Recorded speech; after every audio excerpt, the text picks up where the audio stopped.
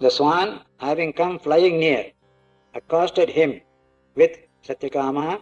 He acknowledged, saying, "Yes, revered sir, Brahmana somyate padam bravaniti. O good-looking one, I wish to tell you of 1 foot of Brahman. Brivedame bhagavaniti. O blessed one, please tell. Tasmai hovacha Agni kala, Surya kala, Chandra kala, Vidyut kala eshavai Somya Chatushkala pado Brahmano Jyotishman nama. The swan said, I wish to tell you of 1 foot of Brahman. He said, please tell me, sir. To him he said, fire is 1 part, the sun is 1 part, moon is 1 part, lightning is 1 part. O good-looking one of Brahman, this is surely 1 foot called the effulgent, having 4 parts. From this is understood that the swan is the same as the sun. In this way, meditation associated with effulgence.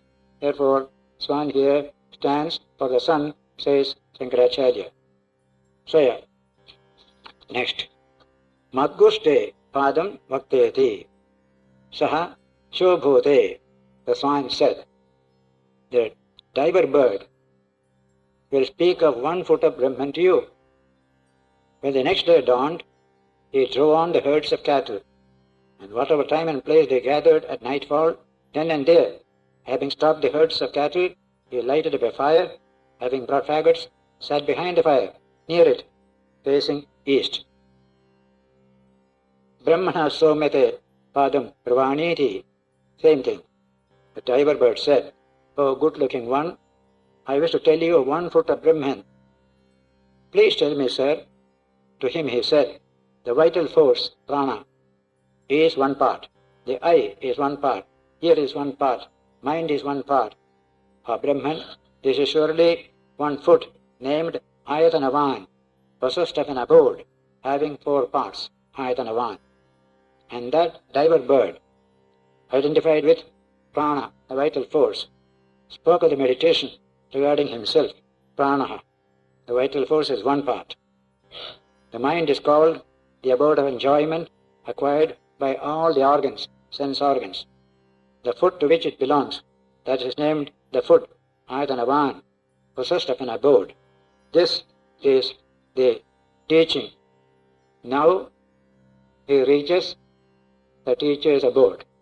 Then what happened? It's simply marvelous. Beautiful ideas. Come there. Next Sunday, I shall take it up and also share with you Vivekananda's exposition of this whole subject. This, 1 or 2 others also coming later, in his lecture in England on practical Vedanta. 4 lectures on practical Vedanta. There he deals with this subject. What does this mean? The Hamsa said, the fire said, the bird said, what does it mean? What kind of education is this? That will give us some insight into the story narrated in this Upanishad. We shall meet again next Sunday. Last Sunday, we studied that fascinating story of Satyakama, Yabala. Yabala's son, Yabala. How he was asked by his guru to take a few hundred cows, lean and thin, go to the forest, return when they become 1,000. On the way, he received, as he puts it, spiritual instruction from the fire, from a bird, from a bull. All these stories we studied last week, and he was proceeding towards the Guru's house because one of the animals said, the bull said, we are now 1,000. Let us go back to the Guru's house. Now comes the beautiful statement, the Upakosala, the Hamsa, and then finally comes this one.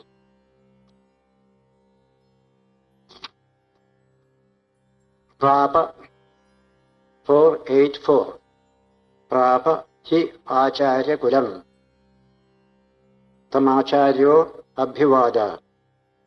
Satyakama iti. Bhagava itiha pratishrava. He reached the teacher's house. The teacher addressed him saying, O Satyakama. He responded saying, Yes, revered sir. Then the teacher looks at him and makes this remark. Brahmavidiva vai somya bhasi kono tva anashasayati.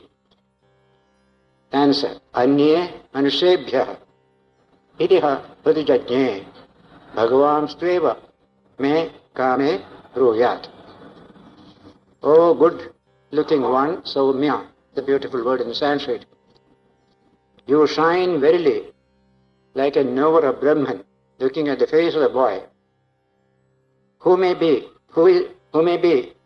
your teacher that instructed you in this subject? He confirmed, saying, someone's other than human beings, anye manushebhya, not human beings, others, taught me this knowledge of Brahman. But the boy added, it is you, revered sir, who should instruct me for fulfilling my wish. Though I had all this teaching, I want you to instruct me. Then he added, next sloka, that is 491.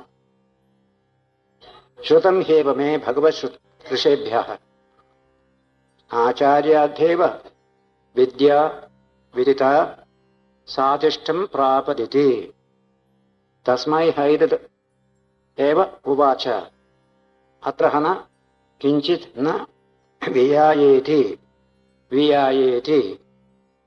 It has been certainly heard by me, says Satyakama, from the venerable ones like you, that knowledge acquired from a teacher alone surely becomes the best. To him he imparted this. As to this, nothing remained left out. Nothing remained left out. That is the story of Satyakama and his teacher. The next story is Kamalayana studying as a student under Satyakama. Similar story. Teachings coming from various fire. The fire where you go to sacrifice at home. He is getting this kind of teaching from various sources. Now this subject is very difficult to understand. I would like to read out to you a few passages from Swami Vivekananda's lectures delivered in London about 1896 on practical Vedanta. 4 lectures. You get it in the 2nd volume of the complete works. A very interesting exposition of this very subject which we study here. Delivered in London, 12th November 1896. I will relate to you a very ancient story from the Chandogya Upanishad, which tells how knowledge came to a boy. The form of the story is very crude, but we shall find that it contains a principle. A young boy said to his mother, I am going to study the Vedas. Tell me the name of my father and my caste. The mother was not a married woman. And in India, the child of a woman who has not been married is considered an outcast. He is not recognized by society He is not entitled to study the Vedas. He is speaking of 1896, that situation. So the poor mother said, "My child, I do not know your family name. I was in service and served in different places. I do not know who your father is, but my name is Jabala. Yours is Satyakama. So you can present yourself as Satyakama Jabala." The little child went to the sage, asked to be taken as a student. The sage asked him, "What is your name of your father? What is your caste?" The boy repeated to him what he had heard from his mother. The sage at once said, see the greatness of that sage. The sage at once said, "None but a Brahmana could speak such a damaging truth about oneself. You are a Brahmana, and I will teach you. You have not swerved from truth. That is a Brahmana. Who doesn't swerve from the path of truth, I recognize you as a Brahmana." So he kept the boy with him and educated him. The rest of the story we have studied already through the text of the Upanishads. How through the forest, along with the cattle, he got lessons from various animals and non-human beings, as he puts it here. And so the meaning of the story, Vivekananda is telling now, a little later. Now, apart from the allegories of what the bull, the fire, and the bird taught, we see the tendency of the thought and the direction in which it was going in those days. The great idea of which we here see the germ is that all these voices are inside ourselves. That is a tremendous psychological and philosophical truth that we discovered ages ago. All these voices are within ourselves at various levels of the mind. As we understand these truths better, we find that the voice is in our own heart. And the student understood that all the time he was hearing the truth, but his explanation was not correct. He was interpreting the voice as coming from the external world, while all the time it was within him. The second idea that we get is that of making the knowledge of the Brahman practical. The world is always seeking the practical possibilities of religion. And we find in these stories how it was becoming more and more practical every day. The truth was shown through everything with which the students were familiar. The fire they were worshipping was Brahman. The earth was a part of Brahman, and so on. That is the explanation that we get here. And then towards the end he says, the theme of Vedanta is to see the Lord in everything, to see things in their real nature, not as they appear to be. Then another lesson is taught in the Upanishads. He who shines through the eyes is Brahman, is a passage from Upanishad. He who shines through the eyes is Brahman. He is the beautiful one. He is the shining one. He shines in all these worlds. See the language. What is shining through your eye shines all over the world itself. That one infinite light of your consciousness. A certain peculiar light, the commentator says, which comes to the pure man, is what is meant by the light in the eyes. And it is said that when a man is pure, such a light will shine in his eyes. And that light belongs really to the soul within, which is everywhere. It is the same light which shines in the planets, in the stars, in the suns, and in us as well.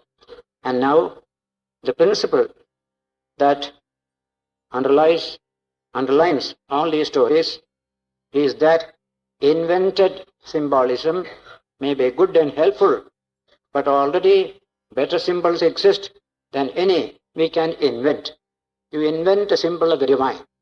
That is good. But a better symbol exists than what you invent. You may invent an image, through which to worship God. But a better image already exists, the living man, this human being, a wonderful temple of the divine. You may build a temple in which to worship God, and that may be good, but a better one, a much higher one, already exists, namely the human body. This is the great meaning of this kind of story. Through symbols, you find in the Upanishads this story and the next story, Kamalayana. Direct teaching comes from the 6th chapter onwards. We are still in the 4th chapter of the Chandogya Upanishad, and various stages the teaching goes on till it comes to man himself. A profound divine spark is in every being. That is the central teaching of all the Upanishads. The Atman, ever free, ever pure, ever illumined. That is our true nature. And the same Atman is in all beings as well. This is the profoundest teaching towards which these various symbolisms direct. So you can see this growth of ideas. And as I said in the earlier lecture, we did not destroy the earlier steps. We retained them.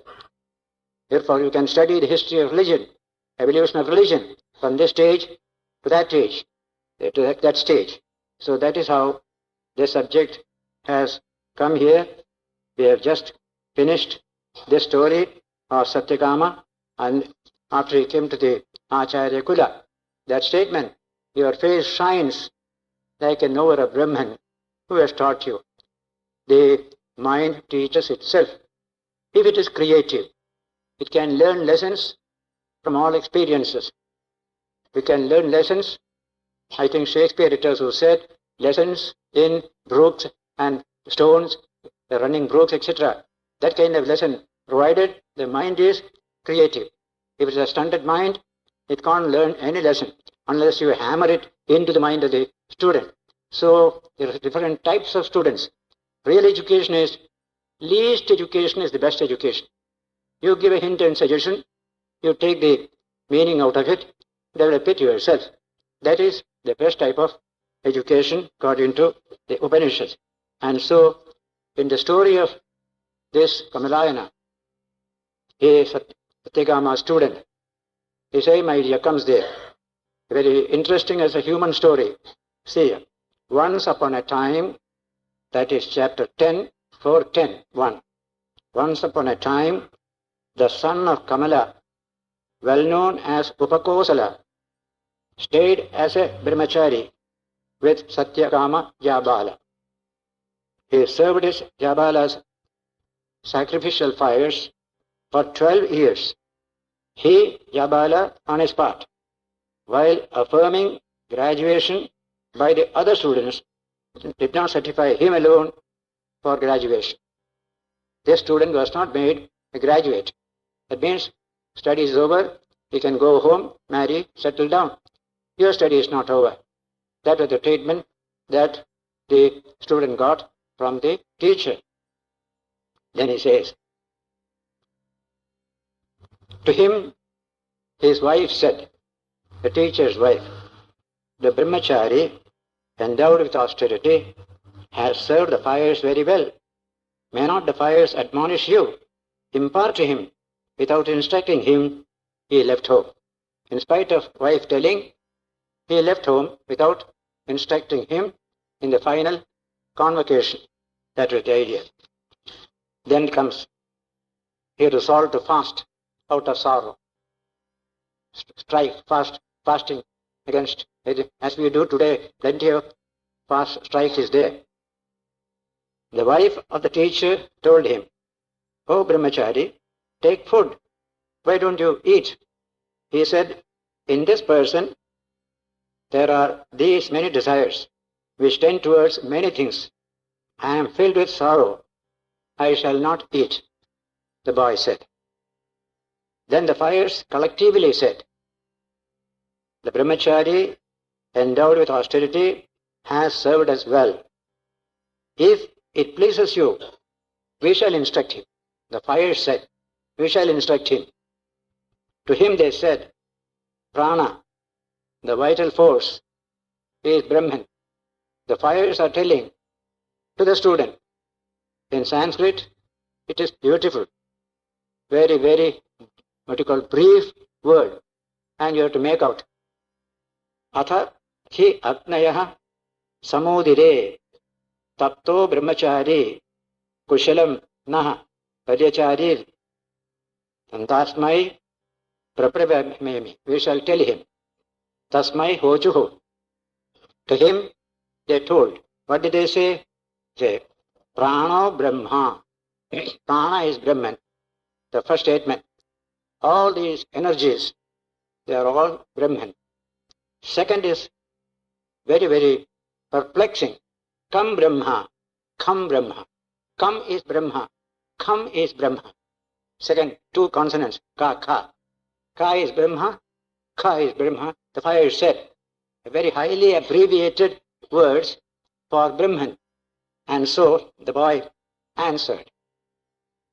He said, I know that the vital force is Brahman, but I do not know Ka and Ka. What is Ka is Brahman? Ka is Brahman. I do not understand. They said that the fires, that which is Ka is verily Ka. That which is Ka is verily Ka. Both are the same. That is the answer. How can you understand such a statement? And to him they spoke of the vital force and of that space associated with it. Now, that is the statement. This passage is quoted, this very passage, by Capra in his book, Tao of Physics, with great esteem, this particular passage. What does Ka and Ka mean? Ka is happiness, bliss in Sanskrit. And Ka means space, infinite space, undivided space. So Brahman is that infinite space, but it is also source of bliss. It is a pure consciousness, not a physical entity. So Ka and Ka is infinite pure consciousness. That is the nature of Brahman.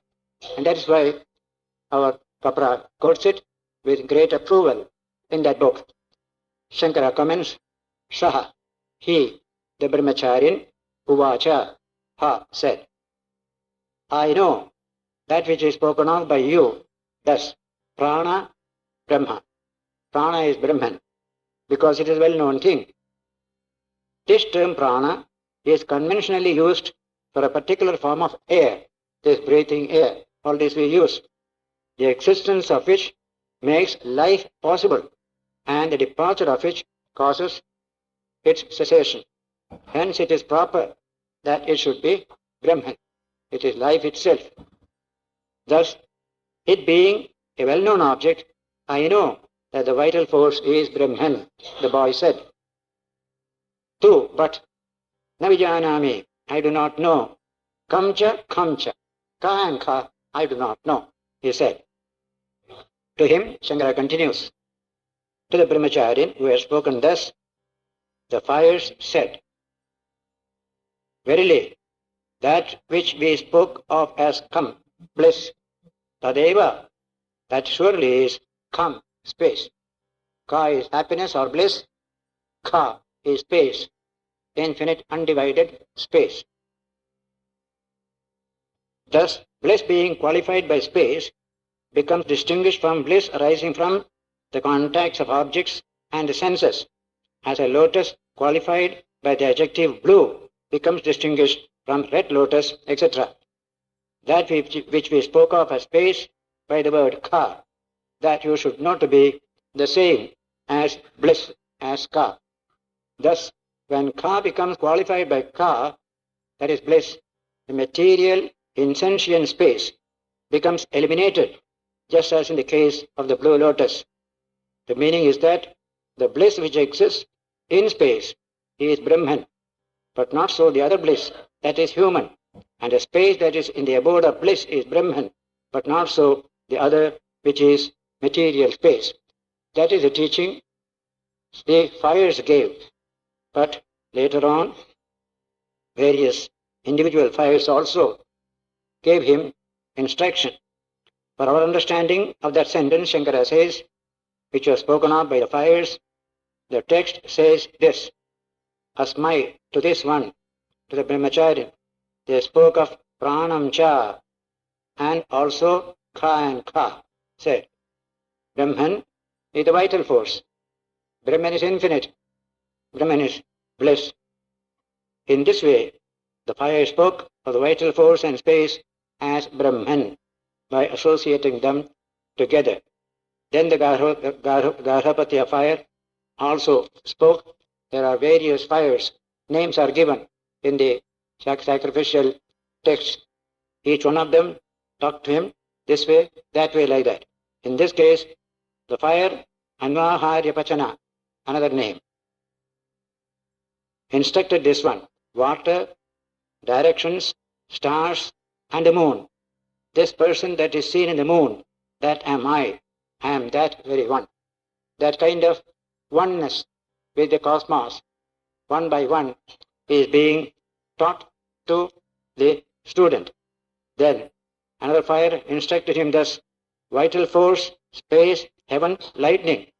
This person that is seen in lightning, that I am that very one. One by one, every one of these items of the universe are taken. That is Brahman. This is Brahman, like that. Then, when he says, he responded, Sir, very interesting, the idea comes. Oh, good-looking one, Upakosala, to you has been imparted this knowledge about ourselves as also the knowledge of the self. But the teacher will tell you the path. Fire said. His teacher came. Vivekananda Satyagama returned. The teacher addressed him saying, Oh, Upakosala, and the boy responded, Revered sir, oh, good-looking one, your face shines like that of a knower of Brahman. Who is it indeed that instructed you? Sir, who can instruct me? In this way he is suppressed, as it were. These ones, the fires, who are thus now, are surely a different appearance. In this way he spoke of the fires. Oh, good-looking one, what indeed did they tell you?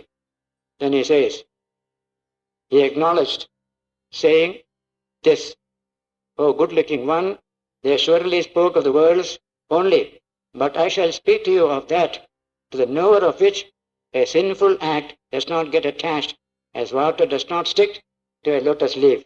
He said, Shankara comments, they, the fires, said this, iti, in this way. He acknowledged, said a little by way of a hint, but not a whole of it, as had been spoken of by the fires. Therefore the teacher said, surely what they spoke of is correct. All the world's earth, but not of Brahman as a whole. I shall tell you that Brahman of which you want to hear.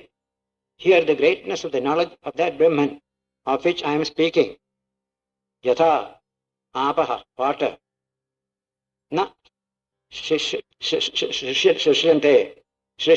does not stick. Pushkara palashe, to a lotus leaf.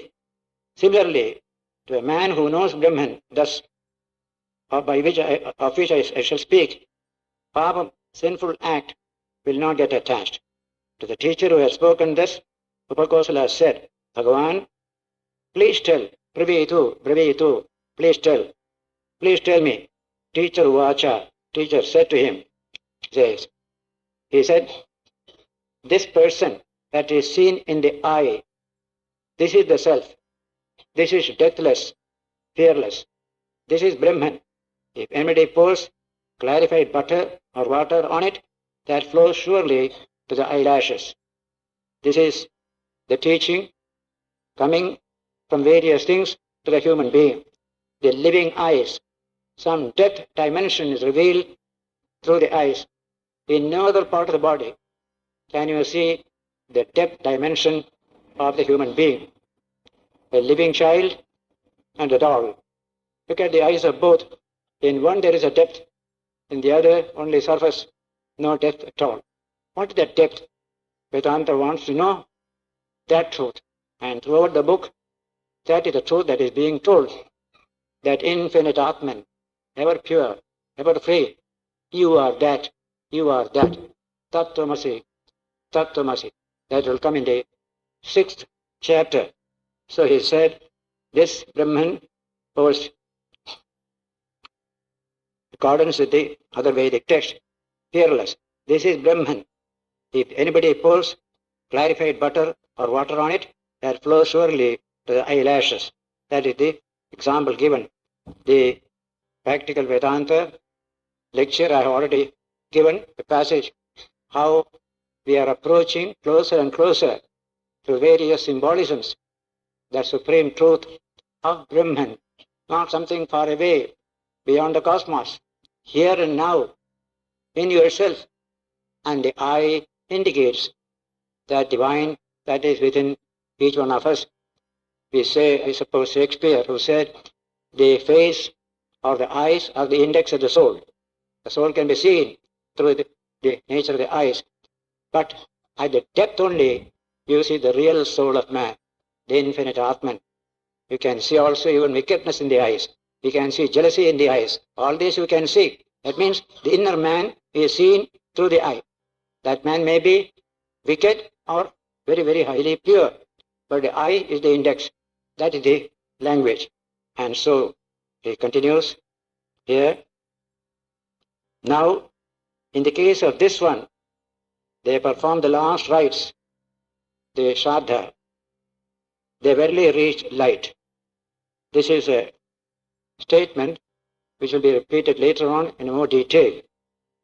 From light, they go to the day. From day to the bright half fortnight. From bright fortnight, he goes to 6 months during the sun's Uttarayana movement. Then from these 6 months to the year to the sun, sun to the moon, moon to lightning. Some superhuman person leads those who are there to Brahma. This is the divine path, the path of Brahma. Having reached there, they do not return to this world. They do not return. Now, this particular theory is discussed much more in another section of the book. But you get it also in the Gita. Krishna refers to it in the 7th or 8th chapter. Shukla Krishna Gati Hyete Jagata Shashvate Mate Ekaya Yatanavarti Anayavartate Punah. Shukla and Krishna, Uttarayana, Dakshinayana. This was a strong belief. Up is reference to Devayana, Piriyana. But no kind of passage as it is described here. The soul goes, somebody welcomes him. All this is not there. Mahabharata, it is there. And in the Gita, there is reference because it is part of the Mahabharata. But as soon as that period is over, new ideas came in India. And this idea died away. Nobody cares for dying in Uttarayana and like Bhishma waiting for Uttarayana to begin to give up his body. Now nobody cares for it because that is not relevant today. When Bhakti and Jnana developed in later times, we found we can realize God here itself. In our own heart is the divine, and in our own heart is the Atman. We can realize him here. Even heaven became completely removed from our thinking. Why should you go to heaven? We can realize heaven here. So in the Upanishads and the Gita, in several Puranas, heaven has been very much put down as of no value. It is a fool who will try to go to heaven. You can realize the truth here. You are the infinite Atman. God is present within you. Hari is present within you. A bhakta will say, why should I go here and there? This kind of teaching came later on. And so, Devayana, Vivekananda, all these things disappeared. Vivekananda, in that very lecture, Practical Vedanta, he said, now I shall tell you a theory that was current in the Vedic times. I can't make anything out of it myself, but I tell you this. What is the soul going? Dark half, white half, and then somebody coming, taking him and all that. That's what I said. A particular stage, a particular religious idea dominated. Another stage that vanished. Even the Agnihotra, every house had fire burning. That's the rule.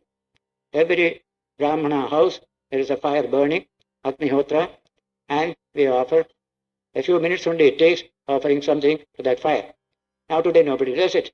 It has gone. But we have other type of homas connected with bhakti. So Shiva, Devi, or even our Mutt Ramakrishna, we have got homa, heaven. But that old Agnihotra is no more there.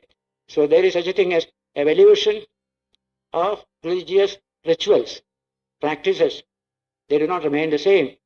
They go on changing. As philosophy changes, deeper spiritual awareness comes. We know how to express our spiritual ideas through rituals. So new rituals come on the scene. Even the Shraddha ceremony is slowly changing in the modern period. Why should you make a pindam and offer with the Pitrus here and there? We shall feed a few people in the poor home. That is much better than this. Many people are doing it. Nobody opposes it. They are not against, because these are all smritis, meant to be changed according to times. Shruti alone is permanent. That is your spiritual nature. There Shruti is supremely important.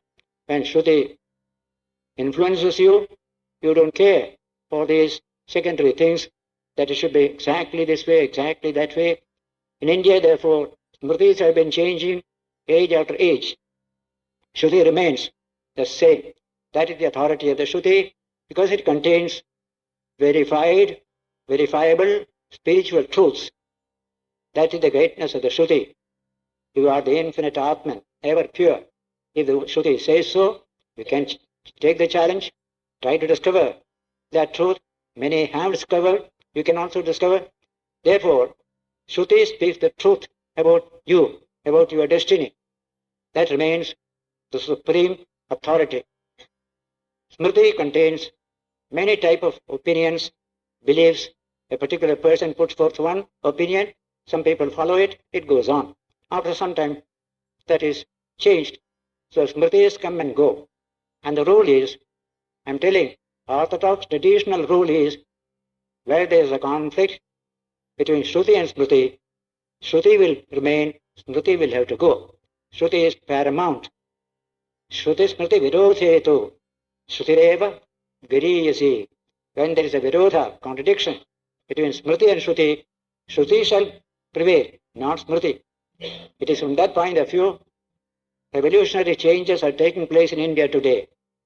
Within the last 100 years, how many Smriti elements have vanished from our life? You must put on a shikha. Without it, there is no hope for you. How few put the shikha on today? That is all Smriti. Don't cross the ocean. Everybody crosses the ocean. First time many were even what you call sent out of society.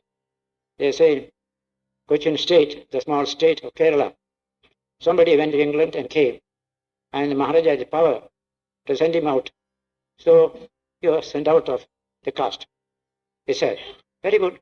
By the time I light a small candle, before it is out, I will be out of your state. It's only a small state. I can go elsewhere. So that was then. Now nobody ever thinks about it. These are all smriti. Temple closed to Harijans. For centuries, all that is over. Open to all. So many changes are taking place in the smriti of India. Many more will come. In fact, we do need many more changes to make society conform to the Shruti ideal.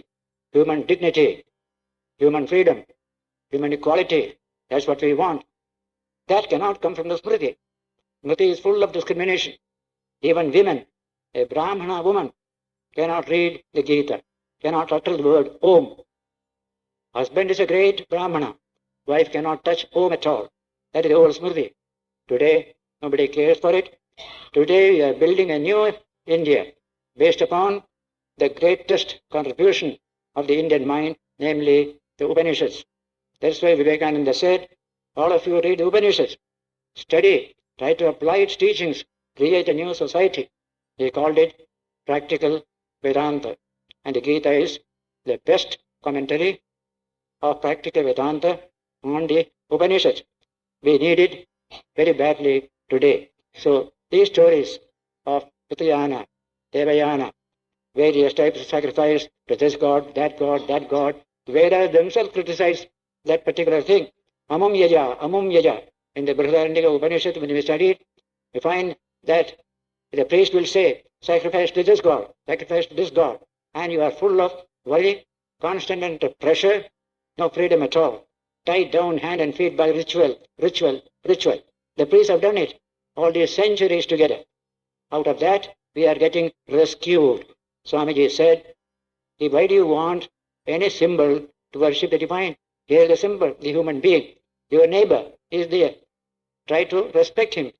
Have happy relations with him. Worship him if you can by removing his felt wants.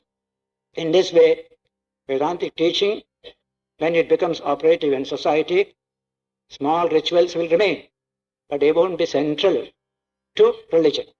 Happy human relationship, love and service, this will be the higher form of religion which Vedanta will bring. And that is what Bhakti religion also said the same thing.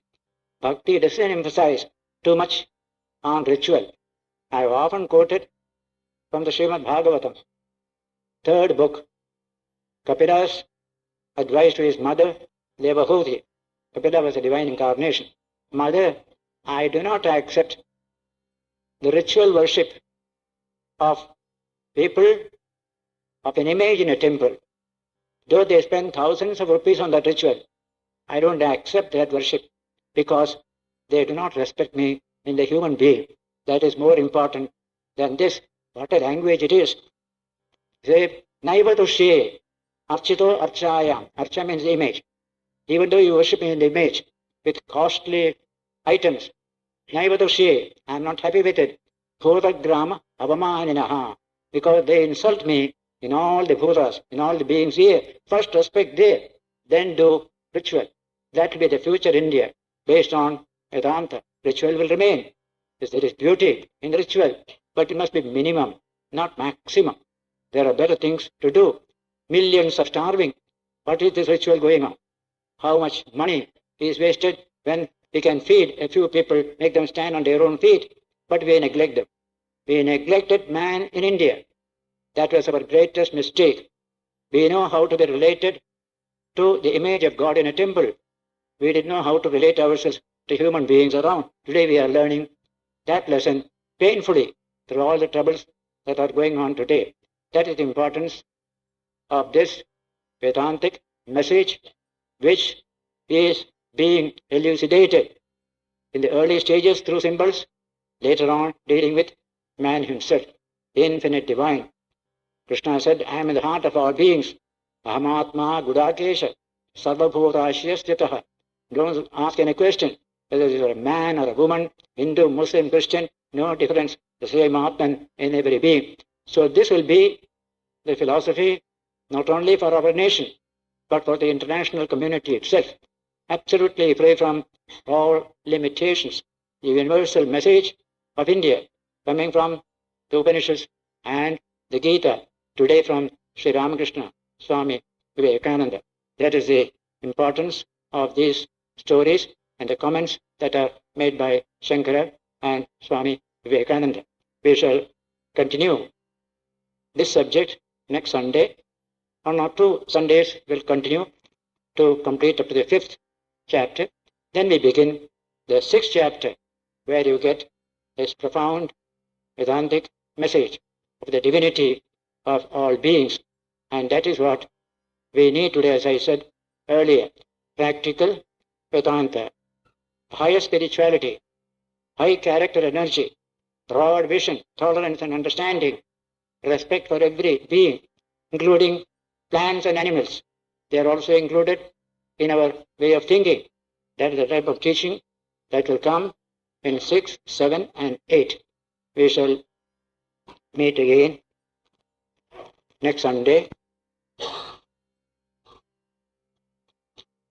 Last week we studied the story not only of Satyakama, but thereafter also a similar student going to the teacher, and the various teachings that came out of these encounters. I was summarizing them by reading a passage from Swami Vivekananda's lecture